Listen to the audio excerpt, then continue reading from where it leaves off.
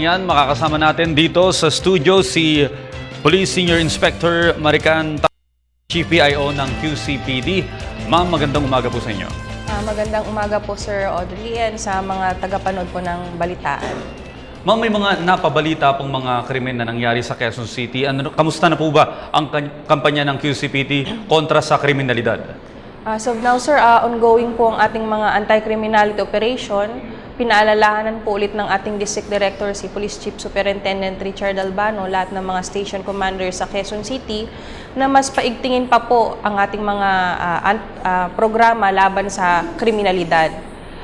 24/7 po yung ating checkpoint at saka Oplansita. At nagkakaroon rin po tayo ng dialogue sa ating mga force multiplier ng mga BPSO and then mga security guards ng mga establishment at mga subdivision.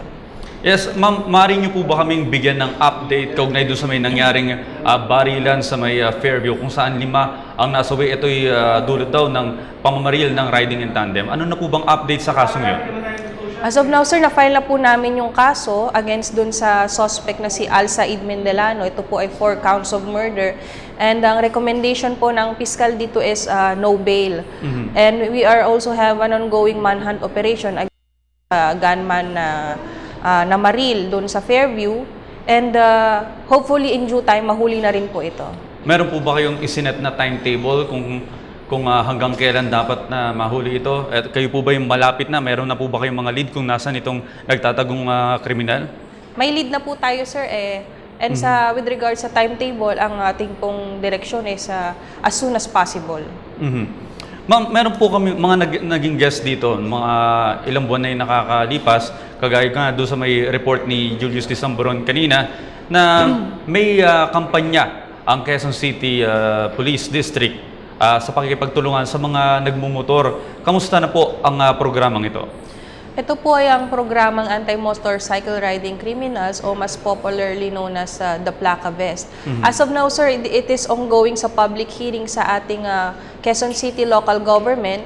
And hopefully, pag naipasa na po ito sa public hearing, ang susunod po na step dito is yung floor hearing na para maganap na nga po ito maging city ordinance. Okay. Ma'am, alam niyo po na naikwento sa amin ng isa sa mga nagmomotor dyan na nakasapi sa organization na yon na tumutulong sila sa QCPD para kung may namataan ng mga nangyayari, may inire-report sa inyo. Meron po bang sitwasyon na gano'n ang nangyari habang may nagmumotor na miyembro ng mga nagmumotor na yon, in-report sa inyo yung krimen? Opo, marami po. Actually po, itong mga members po ng ating EMRC is isa rin po to sa mga tinatawag natin na force multiplier dahil alam naman po natin na dito sa Lungsod Quezon is napakadami po ng populasyon. So malaki po yung naitutulong nila sa amin para mas mapabilis po kami makaresponde sa mga insidente. Opo. Kamusta naman po yung mga matataong lugar, lalong-lalo na ngayon at malapit na naman ang pasukan? Ano po bang paghahanda ang ginagawa ng QCPD? Dahil napakarami pong mga pampublikong eskwelahan dito sa may Quezon City. Ano po yung inyong mga inihahanda ngayong papalapit na ang pasukan? Aside po dun sa annual na programa ng ating PNP, kung saan sumasama po tayo dun sa mga tinatawag natin na Brigada Eskwela, nagkaroon rin po ng direksyon ng ating District Director na magkaroon ng mga police assistant desk doon sa ating mga eskwelahan para meron pong mag-a-assist o magbibigay ng security sa ating mga estudyante, lalo na nga ngayon balik eskwela na po sila. Yes, ma'am, itatanong ko lang po sa inyo yung isang panukala ng isang konsehal. Lalagay ng plate number doon sa may likuran or jacket o kung anumang kasuotan ng nagmumotor. Ito po ba'y naipatutupad na? Yun nga sir yung sinasabi po namin na ito po ay ongoing po ng public hearing. So kapag ito po ay pumasa na sa public hearing, ang susunod po na step dito is yung tinatawag natin na floor hearing. So pag pumasa na po to sa floor hearing at napirmahan na po to ng ating Quezon City Mayor Herbert Bautista, ito na po ay magiging isang ganap na city ordinance.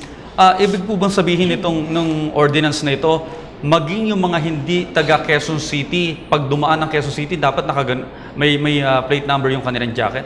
Ongoing pa po sir yung pag-draft ng implementing regulation niya. So titingnan rin po natin sir kung paano ang gagawin natin in case na ganun nga po.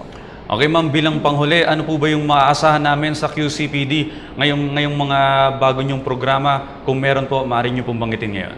Sir, nais ko rin pong pasalamatan muna ang ating mga kababayan sa Lungsod Quezon sa pagtulong po sa ating kapulisan na masugpo po ang mga krimen, lalong-lalo na po itong mga involving motorcycle riding criminals.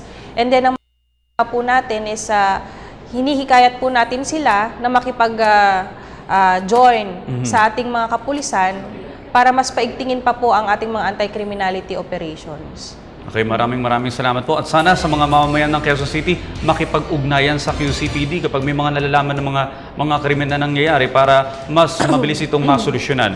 At nakapanayam nga po natin dito sa may PTV studio, si Police Senior Inspector Maricar Takeban, Chief PIO ng QCPD. Maraming salamat po, ma'am. Maraming salamat po, sir.